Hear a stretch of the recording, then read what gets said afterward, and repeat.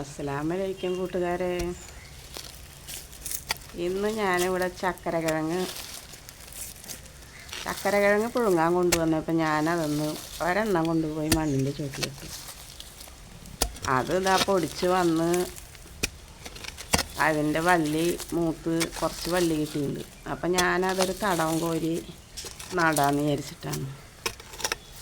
അപ്പം ഞാൻ ചെറുതായിട്ട് ഒരു തടം മണ്ണ് കോരിയിട്ടൊരു തടം ഉണ്ടാക്കിയിട്ടുണ്ട്.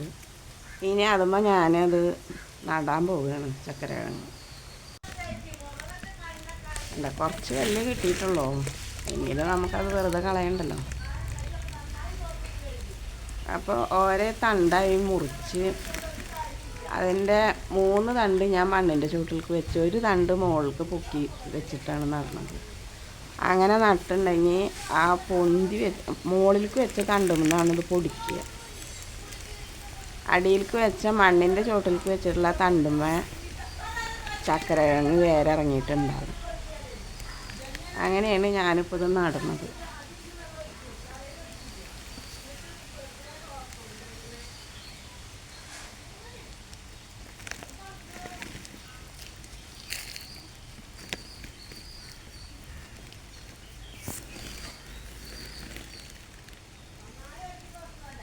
ഇളം തണ്ടാണ്, പൊടിക്കും തന്നെ വിചാരിക്കുന്നു.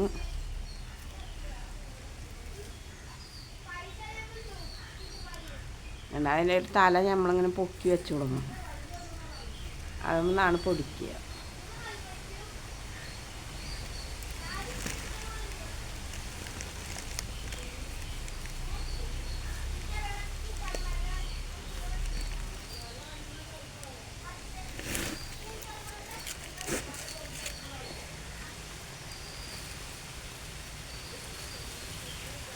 അപ്പോൾ എൻ്റെ ചക്കരക്കിഴങ്ങ് നടന്നത് ഇഷ്ടപ്പെട്ടെങ്കിൽ എനിക്ക് ലൈക്ക് ചെയ്യണം, സബ്സ്ക്രൈബ് ചെയ്യണം, ഒക്കെ ചെയ്യണം,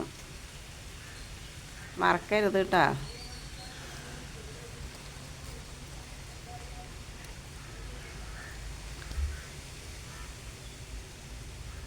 ഇനി അതിൻ്റെ കടയമ ഇനിയും പൊടിച്ചു വരുമ്പോൾ ഞാൻ കാണിച്ചു തരുന്നുണ്ട്.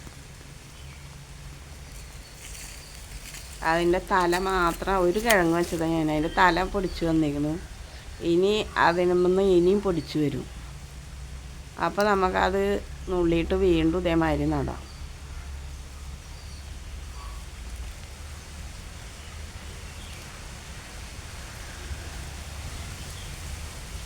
വെയിലായ കാരണം കൊണ്ട് വെള്ളം നനച്ച് കൊടുക്കേണ്ടി വരും, എന്നാലേ പൊടിക്കുള്ളൂ. പൊടിച്ച് കഴിഞ്ഞാൽ പിന്നെ നമ്മൾ വെള്ളം നനച്ച് കൊടുക്കേണ്ട ആവശ്യമൊന്നുമില്ല.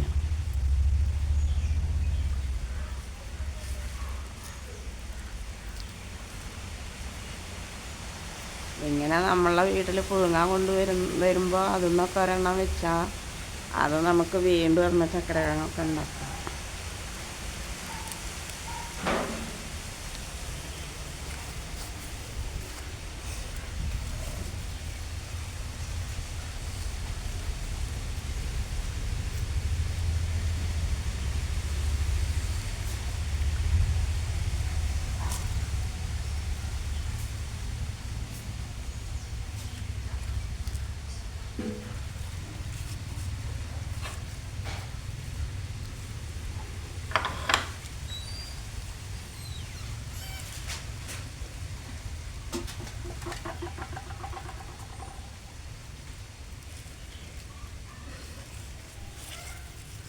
അപ്പം അങ്ങനെ എൻ്റെ ചക്കരക്കിഴങ്ങ് നടലൊക്കെ കഴിഞ്ഞു. ഇനി വെയിൽ കൊണ്ട് വാടാതിരിക്കുക അതിൻ്റെ മുകളിൽ ഞാൻ ഒരു ചാക്ക് വിരിച്ചു കൊടുക്കുകയാണ്. 2-3 ദിവസം ചാക്ക് വിരിച്ചു കൊടുക്കണം, എന്നാലാണ് ഉണങ്ങി പോകാതിരിക്കുന്നത്.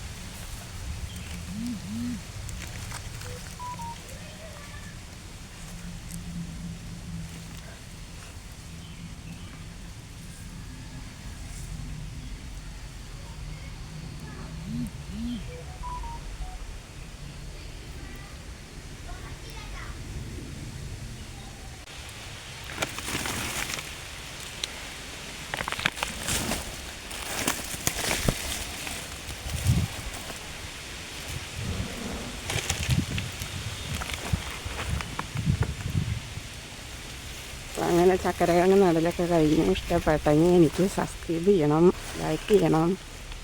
ഓക്കെ, അസ്സലാമു അലൈക്കും.